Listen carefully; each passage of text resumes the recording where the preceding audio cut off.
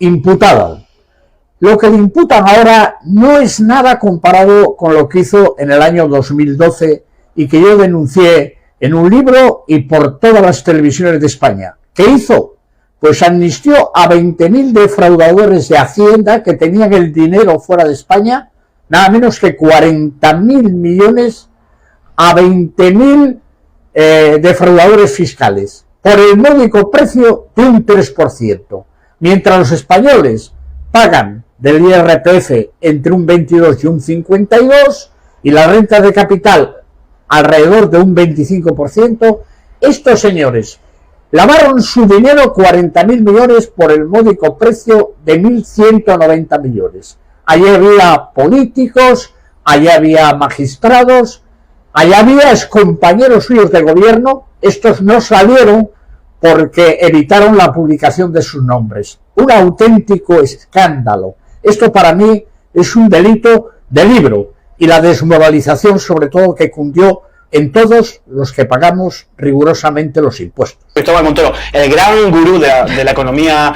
del Partido Popular, que ya estuvo con Aznar y luego estuvo con Rajoy, poco menos que aplaudido, mientras vemos que además, hoy queda demostrado, estaba no solo favoreciendo a sus amigos dándole una amnistía fiscal, sino que haciendo un entramado interno dentro del Ministerio de Hacienda para llevarse dinero a él y los suyos, aunque ahora su bufete, por cierto, niegue que eso ha pasado. Y sobre todo porque era literalmente que pudieran escribir leyes, por ejemplo, ¿no? Que esto es como beneficiarse de las reformas fiscales de 2013 y 2018, o sea, porque digamos que sabemos, no nos gusta, pero sabemos que hay lobbies, ¿no? Y que hay intereses que cuentan con operadores políticos que escriben las leyes a la medida de estos operadores políticos. Pero aquí ya era todavía más desvergonzado. Ya directamente escribían lo que querían que entrara, como por ejemplo, insisto, las reformas fiscales de 2013 y 2018. Un nivel de corrupción enorme, pero como digo, que los medios de comunicación, algunos ya ni mencionan. Y lo digo al hilo de lo que decía Álvaro, y voy contigo, Sugasti, porque claro, por ejemplo, Pablo Rufián decía en el Congreso el otro día que a la izquierda no se puede permitir ser corrupta. Y decías, Álvaro, ¿no? Y los medios de izquierda, cuando hay casos de izquierda, los sacan, los publican. Claro, ¿es que no se puede permitir o es que, claro, hay un aparato mediático en la derecha que tiene muy claro sobre qué temas se habla, sobre qué personas se habla y sobre quiénes no? Claro. Aparato mediático con línea directa con el aparato judicial, porque tampoco es casual el timing en el que esto acaba de salir. Estamos al borde ya del verano, en agosto todo el mundo entramos en una especie como de amnesia estival en la que todo está perdonado, con además como vagón de cola todo el caso de Cerdán, Coldo, etcétera, y con problemas como el de Torre Pacheco, que como estaba poniendo el compañero Leza en rotulado, te hace mirar al Moro para no mirar a Montoro. Me ha parecido muy... Entonces, tal cual. Claro, estas portadas silencian, pero antes ha habido, lógicamente, pues todos los contactos convenientes con el partido judicial para saber cuándo y cómo se saca esto, igual que los de González Amador, que tampoco está en ninguna portada hoy. Hablamos de corrupción, pero es que creo que hay que ir más allá. Es que el Partido Popular, lo decimos a menudo, pero hay que repetirlo, es una organización criminal. Decía Álvaro que Montoro estuvo también en la era Aznar. Es que de la era Aznar, 12 de sus 14 ministros o están imputados, o cobraron sobresueldos, o han estado implicados en alguna trama de corrupción. 12 de 14 ministros. Y gente como Montoro, y me ha parecido muy interesante lo que apuntabais, gente como Montoro no solamente es la ineficiencia de su gestión y que está gobernando para llevárselo presuntamente crudo. Es que además, como has comentado, puso la bota en el cuello a todos los proyectos políticos de transformación de los ayuntamientos del cambio en este país. En un momento clave en que había un cambio político trascendental, en el que las izquierdas estaban logrando espacios en la política municipalista, que se podían hacer muchas cosas, él se encargó de ponerle la soga al cuello para que no se pudiera hacer nada. Y por ejemplo, la contratación pública se congeló y no hubo empleo público en ese tiempo. Y los problemas que estamos teniendo ahora para estabilizar a los trabajadores y trabajadoras públicos vienen de la era Montoro. No nos olvidemos que cuando decimos no hay médicos, no hay enfermeras, no hay maestros, los ministerios están en cuadros, es porque Montoro lo liquidó. Y porque toda la gente que pudo entrar en esos momentos también a transformar, lo hizo en condiciones precarias de trabajo por obra, de trabajo temporal, trabajo precarizado, porque no se pudieron convocar empleos públicos, porque este señor se dedicó a vaciar el estado del bienestar. Y es que la deuda que tiene con la sociedad española es básicamente que ha arrastrado a generaciones a cargar con esas decisiones políticas que este señor tomó. Y creo que eso es importante también para la memoria militante y política de lo que este señor, el daño que este señor hizo a lo que podría haber sido y no pudo ser por su gestión económica. Y como no hay nada, Y ahí, Señor pues, no hay nada que decimos en mi tierra. Y no hay nada. Yo, señor no hay Montoro, busca, ni señor busca, Montoro, ni busca, señor ni busca, Montoro, ni busca. sí. Nuevo estallido informativo golpea de lleno a Génova 13. El Partido Popular entra en pánico por Rafael Catalá, su hijo con Ayuso, su hermana en los chats con el capitán Bonilla, implicado con Montoro y audios políticamente aberrantes. Una entidad financiada por la Comunidad de Madrid en la que trabajó Isabel Díaz Ayuso, Madrid Network, adjudicó jugosos contratos al despacho de Montoro. Tal y como explica José Mateo en El País, Equipo Económico recibió 1,8 millones de euros cuando el organismo lo presidía Antonio Beteta, subordinado del ministro antes y después de esa etapa. Recientemente ha firmado informes para los gobiernos de Ayuso y Almeida por encargo de la patronal CEIM, es decir, Madrid Network, una asociación empresarial supuestamente sin ánimo de lucro, creada por el gobierno de Esperanza Aguirre en el año 2007 para fomentar la innovación tecnológica. Pagó entre 2008 y 2011 1,8 millones de euros a Equipo Económico. La relación entre Rafael Catalá e Isabel Díaz Ayuso es tan fuerte que el hijo del exministro de Justicia es diputado en la Asamblea de Madrid. A Nacho Catalá le han intentado lavar la imagen en periódicos como Diario El Mundo, pero Génova 13 reconoce en su puesto en la Asamblea. Es un peaje a su padre. Nacho es diputado por su papá. Admiten a elplural.com varios diputados del Partido Popular de Madrid, según han informado esta misma mañana. Sumario. Aquí tenemos el sumario. Pedía Montoro. 5.138 folios donde se describen, lo hemos visto antes también contigo, cómo presuntamente se enriquecían en el despacho todos sus colaboradores, pero es que también narra ese sumario cómo de alguna forma utilizaba el ministerio como una agencia de extorsión para manejar información y utilizarla o filtrarla convenientemente contra periodistas, rivales políticos, etcétera, etcétera. Y vamos a verlo. Y eso además es lo que ha provocado toda la batalla en la Fiscalía Anticorrupción, si deben tener recorrido o no. De momento lo que está diciendo la jefatura de la Fiscalía Anticorrupción es que no ve revelación de secretos, pero en todos estos datos que llaman mucho la atención de cómo se utilizaba la agencia tributaria de una forma absolutamente partidista. Y ya no solo para atacar, sino también a la defensiva, para evitar que este señor, el juez Ruz, por ejemplo, avanzara en la investigación de la caja B del Partido Popular. Sí, llama mucho la atención. Julio de 2014, hay que situarse en ese año.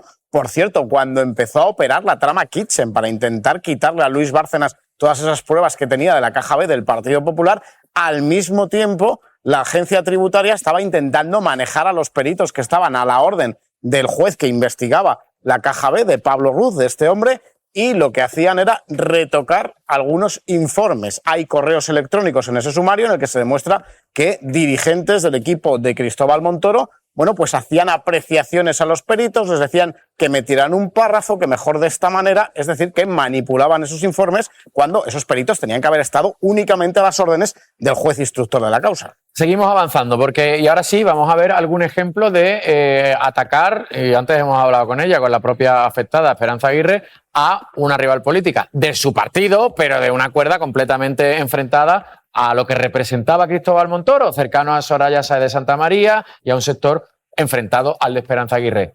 Se filtró directamente la declaración de Aguirre del año 2015. Exacto. Hay correos electrónicos también. Aquí juega un papel fundamental Santiago Menéndez, el director de la agencia tributaria, que enviaba esos correos sobre todo a Felipe Martínez Rico, que fue secretario de Estado de Hacienda con José María Aznar, que es uno de los fundadores de Equipo Económico. Bueno, datos que deberían ser absolutamente privados, absolutamente confidenciales de una contribuyente como Esperanza Aguirre. Hay correos electrónicos en los que comentan, bueno, pues ciertas regularizaciones, si tenía que pagar 10.000 euros, en fin, datos evidentemente que salieron de la agencia tributaria y nunca deberían haber salido. Seguimos avanzando porque otro de esos rivales políticos, también de su propio partido y contra el que iba con todo, y además le ha costado una condena, Rodrigo Rato. Efectivamente, y además también en este caso, como en el caso de la Caja B, apuntando a los informes periciales que se tenían que hacer en la causa sobre el origen del patrimonio por el que fue condenado Rodrigo Rato, que sin duda siempre ha situado que todos sus males vienen precisamente de su enemistad con Cristóbal Montoro. Además, él recuerda esa imagen de los agentes de aduanas que dependían directamente del ministro, saliendo de su casa con todos los medios de comunicación en la puerta, poniéndole Estaba yo allí. en el cogote. Me acuerdo perfectamente. Sí. Yo era un joven periodista. Una bula papal por parte de la derecha con respecto al PP. Pero además, de ABC me sorprende especialmente porque Chicote, Javier Chicote, que todos lo conocéis en esta mesa, fue una persona muy perseguida por el ministerio de Cristóbal Montoro, precisamente porque él fue de los que empezó a sacar la trama de la Kitchen, que eso hay que reconocérselo al César, lo que es del César. Pero lo que estamos viendo en los medios de comunicación de la derecha no sorprende. Es verdad que en su momento sí que nos llamó mucho la atención, que lo recuerdo además, que es que los papeles de Bárcenas fue El Mundo el que los impulsó, fue Pedro J. Ramírez cuando era director del Mundo el que los sacó a la luz, y aquello fue muy notable y muy relevante, y gran parte de la presión mediática y judicial que al final acabó con el gobierno de Rajoy empezó allí. Pero esto, bueno, pues nos habla de eso, de la bula papal que tiene el PP, valga la redundancia además con las palabras, con respecto a ciertos medios de comunicación de la derecha mediática. Porque eso además yo debo defender como periodista que esto no pasa en la izquierda. Te podrá gustar más o menos, pero en la izquierda se publica la información que afecta a todos los partidos. Es verdad que hay una línea editorial que define cómo lo cuentas y de qué manera lo cuentas, lo puedo entender, pero yo nunca he visto que se haya ocultado una portada, una investigación formal contra algún miembro de la izquierda de este país. Dicho lo cual, estamos hablando de Cristóbal Montoro, que es un personaje realmente dantesco y dañino para nuestra historia reciente, porque se habla de la amnistía fiscal, pero es verdad que hay que decir que eso fue de Luis de Guindos, del Ministerio de Economía, no el de Hacienda. El de Hacienda hizo algo que para mi gusto es mucho peor. Y la amnistía fiscal fue lo que hizo Cristóbal Montoro. Decía que el rescate bancario es lo que hizo Luis de Guindos. Para mí es mucho peor la amnistía fiscal, pero con diferencia. Porque lo que nos está diciendo es, ¿podéis pasar años defraudando a Hacienda? Que no pasa absolutamente nada. Ahora, cuando hay que recaudar dinero, que por cierto no se recaudó ni un 10%, creo que recordar que era la cifra, de lo que se pretendía recaudar no se recaudó prácticamente nada, perdonas a todos aquellos que han defraudado al erario público.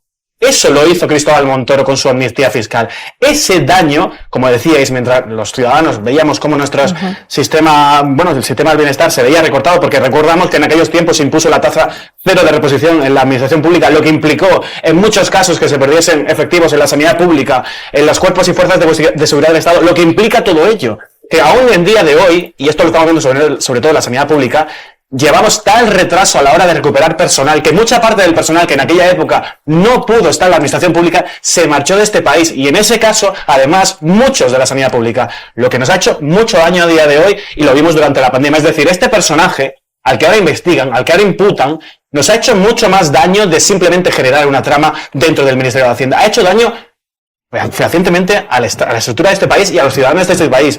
Recordemos, porque es importante ahora además ponerlo encima de la mesa, que esto venía de una Europa también que Cristóbal Montoro acogió con mucho cariño, que apostaba por los recortes.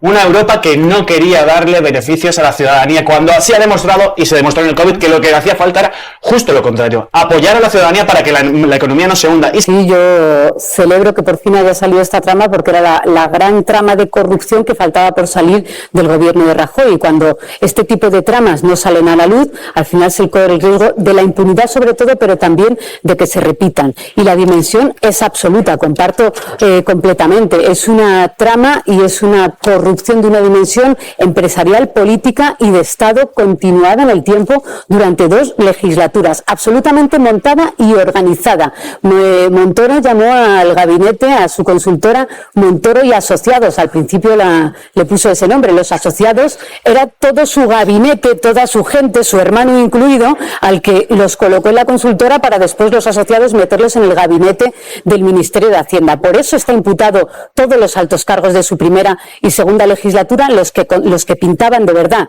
el secretaria de Estado, subdirecciones, direcciones generales de tributos, que se fabriquen leyes para clientes de tu despacho, que tú has fundado con tus colegas, con tu familia dentro, porque las acciones van al hermano, para que esas leyes lleguen amañadas, previo pago y mordida, al Consejo de Ministros, tiene una dimensión brutal, política, porque efectivamente afecta a 2 legislaturas, pero también de Estado. Sabíamos que el Ministerio del Interior había servido para destruir pruebas, con la trama Kitchen, destruir pruebas que afectaran a la financiación ilegal del Partido Popular. Pero ahora sabemos que el Ministerio de Hacienda sirvió para todo eso y más. Sirvió para el Partido Popular, para los enemigos del Partido Popular que controlaba Montoro, y para los enemigos políticos, periodistas incluidos. Aquí quedan preguntas importantísimas. A mí también me extraña que Montoro actuara solo. Las comisiones de su despacho, sí, parece que se lo repartían entre ellos. El tema de las pero hombre, acciones. Aznar, Esperanza Aguirre, ¿lo decidía solo Montoro o esto iba más arriba también? Hablando de que hablamos, a mí me ha dejado sin habla cuando hemos descubierto en ese sumario con el que te has hecho las cantidades de las que estamos hablando. Hemos visto que uno de sus colaboradores más cercanos se levantó 11 millones de euros, presuntamente, según narra el juez en su auto. Pero es que el segundo se levantó 8, y el otro 7, y el otro 6 y 5. Las cifras son absolutamente astronómicas. Ricardo Martínez Rico, precisamente, uno de los fundadores del despacho, 11 millones de euros. Pero es que el resto de colaboradores pues estaban por ahí. Salvador Ruiz Gallud, 6 millones de euros. Francisco Piedras, 5,7 millones. Manuel de Vicente Tutor, 5,8 millones de euros. Bueno, dinero que evidentemente venía de todos esos negocios que hacía este despacho, haciendo informes económicos, informes que muchas veces ni siquiera hacían ellos. Lo que hacían era que los subcontrataban a otras empresas, por ejemplo de Ernst & Young. Hay algún caso en el sumario que se recoge que a lo mejor cobraban por esos informes 27.000 euros, pero lo que hacía Equipo Económico era retocarlos, los cambiaba un poco y lo podía vender por 150 a 200.000 euros. Aquí no estamos hablando, como decía Rufián, de corruptos cutres. Hablamos de corruptos premium, y hasta el método de ocultación de la pasta está bastante trabajado, y están en ello ahora los investigadores. Sí, sociedades interpuestas, evidentemente, empresas en el extranjero, cuentas bancarias opacas, y eso es básicamente a lo que se dedicaba la organización. Dice directamente el juez que hay todo un entramado societario que estaba a disposición de Equipo Económico, de las personas físicas, de las sociedades vinculadas a esta sociedad, y lo que está haciendo ahora pues es intentar buscar ese dinero. Está analizando más de 230 cuentas bancarias, está buscando el dinero en hasta 12 países diferentes, y ahora mismo el juez pues no sabe muy bien dónde están esos ingresos. Y otra cosa que sorprende es que de momento tampoco se ha encontrado el rastro de que haya retribuciones económicas para Cristóbal Montoro, lo cual sorprende porque los investigadores sí creen que, a pesar de que vendió las acciones en 2008, seguía vinculado, seguía al tanto de lo que hacía ese despacho, y por lo tanto tendría ciertas contraprestaciones económicas también. Lo que es difícil imaginarse es que esto lo hacía Cristóbal Montoro sin llevarse nada, ¿no? Digo yo, parece muy no sé, que está en una suposición, pero hombre, cuando además toda la información que salía pues era gracias al papel que jugaba Cristóbal Montoro como ministro de Hacienda, evidentemente, y teniendo en cuenta que todos los beneficiarios eran sus antiguos colaboradores. Y se lo imputa al juez, cohecho continuado en el tiempo. Exacto. Y antes lo ha dicho Gaby, y yo lo he hablado también antes con Baldoví. Con Baldoví me acuerdo de aquella sesión que creo que le llamó llorón a usted, y esa era su respuesta. ¿Le ha sorprendido, señor Baldoví, conocer la imputación, ya no la imputación de Cristóbal Montoro, sino toda la trama que había urdida en el seno del Ministerio de Hacienda? O sea, la primera reacción es de asombro, pero luego he recordado una intervención mía del 2015 cuando se aprobó la ley aquella del impuesto al sol del ministro Soria, que luego entró en puertas giratorias también. Yo recuerdo que dije claramente: señor ministro, esta ley no se ha hecho en el ministerio, esta ley se ha hecho en el despacho de Iberdrola.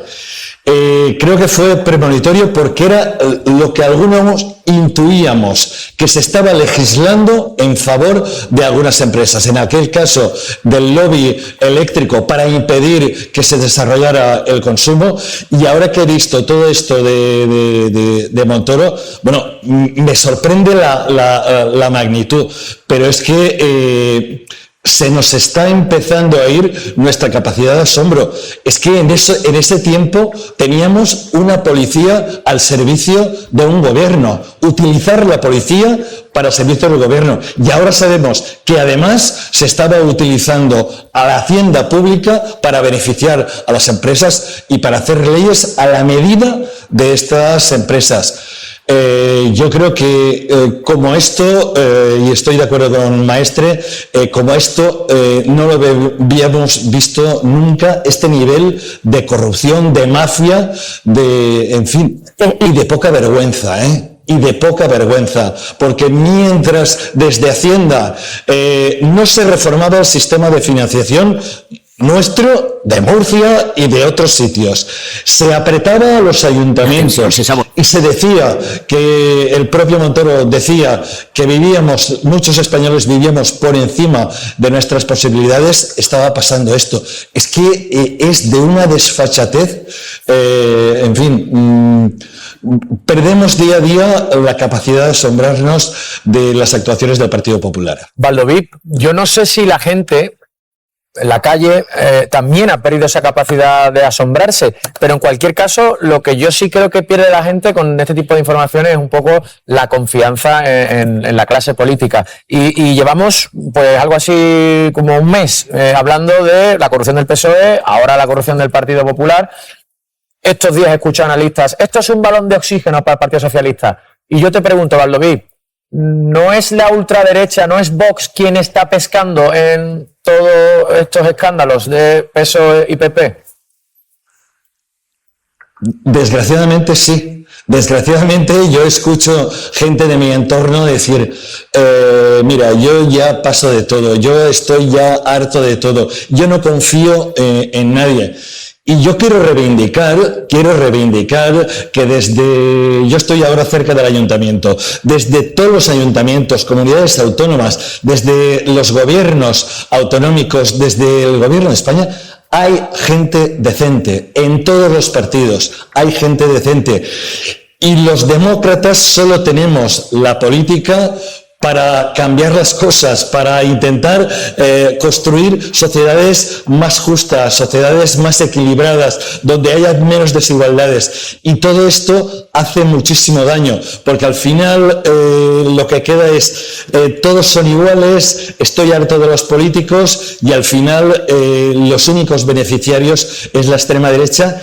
Y yo me duele en el alma que pase esto porque, insisto, hay gente que se deja la piel, insisto, en todos los partidos, que se deja la piel para trabajar, para mejorar la vida de sus ciudadanos, de sus, en fin, de la gente de su comunidad autónoma o de los ciudadanos de un Estado. Y que todo este mes estemos hablando de esta charca infecta que algunos utilizan la política para hacer esto y que se esté beneficiando la extrema derecha de esto, me duele en el alma, lo digo como lo siento. Y una más, ya que te tengo, quiero recuperar lo que ha dicho Carlos Mazón, presidente de la Generalitat Valenciana, esta misma semana cuando se le ha preguntado por lo ocurrido en Torre Pacheco. Claro, le preguntan y dice esto.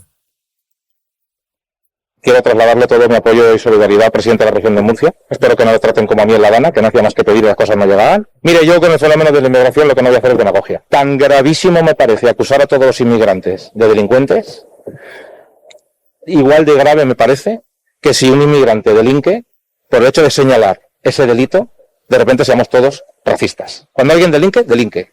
Venga de donde venga. Si la cultura que traes te sirve para estar en democracia, fenomenal. Pero si la cultura que traes perjudica la convivencia, pues habrá que ponerle freno a eso, ¿no? Creo que entre un extremo y otro extremo lo que está es la convivencia.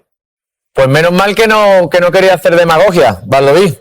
Y si llega a querer... Un poquito nada más. Yo creo que a mí me pasa lo que le pasa a la inmensa mayoría de valencianos y yo creo de ciudadanos de todo el Estado español. Cuando escuchan a un señor como Mazón, que no tiene ninguna credibilidad, en fin, hacer este tipo de demagogia. Es que lo hicieron en los presupuestos generales. Han aprobado que los que no tienen nacionalidad española no puedan acceder a las ayudas. Gente que está trabajando, gente que está pagando sus impuestos. El señor Mazón es un zombi, un cadáver político que solo se sustenta porque lo sostiene El Partido Popular porque lo sostiene Feijóo y sobre todo porque tiene un cómplice necesario para que pueda seguir diciendo todo este tipo de sandeces, que se llama Vox. Vox está sosteniendo a esta persona que esta misma semana ha cumplido ya los 2 años para que pueda cobrar su paguita. Si se retirara ahora mismo ya tendría una paguita de 2 años, 75.000 euros al año, más chofer, más dos asesores, cosa que por ley quisimos nosotros quitar y votaron efectivamente en contra. Yo cuando oigo al señor Mazón no tiene ninguna credibilidad. Y cuando hasta en el Tour de Francia se leen en las carreteras Mazón dimisión, es por algo.